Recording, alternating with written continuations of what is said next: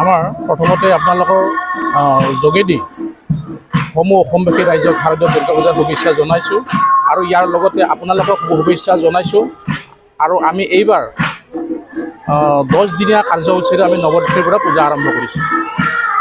বিশেষ কাৰ্যসূচী বুলি ক'লে আমাৰ প্ৰতিদিনে আমাৰ সাংস্কৃতিক সন্ধিয়া, লগতে ওজাপালি, ঢুলীয়া, লগতে নৃত্য প্ৰতিযোগিতা, চিনেমা প্ৰদৰ্শন, আমি গোটেইবিলাক কাৰ্যসূচী ৰাখিছোঁ।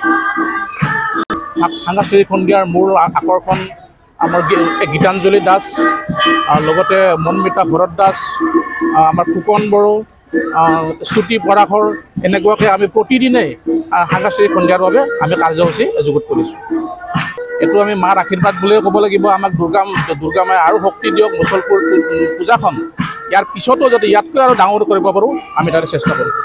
পূজাস্থলীত আমি চাফ চিকুণতাৰ কাৰণে প্ৰতিটো জেগাত আমি ডাষ্টবিনৰ ব্যৱস্থা কৰিছোঁ। ইয়াৰ লগতে আমি কিছুমান পোষ্টাৰ সম্বলিত কৰিছোঁ, যেনেকুৱা বাল্য বিবাহ বন্ধ কৰক, আমাৰ মাদক দ্ৰব্য বৰ্জন কৰক, এনেকুৱা ধৰণে আৰু বিভিন্ন কাৰ্যসূচী আমি বিভিন্ন ঠাইত আমি পোষ্টাৰ আদি আঁৰিছোঁ। ব্যতিক্ৰমী কাৰ্যসূচী বুলি ক'লে আমাৰ এইখিনিয়ে আৰু যে কিছুমান আমি মানে সমাজ সচেতনমূলক আমি কাৰ্যসূচী লৈছোঁ। বাল্য বিবাহ মানে বন্ধ কৰা, এইবিলাক মানে চাফ চিকুণতা, মাদক দ্ৰব্য বৰ্জন, এনেকুৱা ধৰণৰ কাৰ্যসূচী।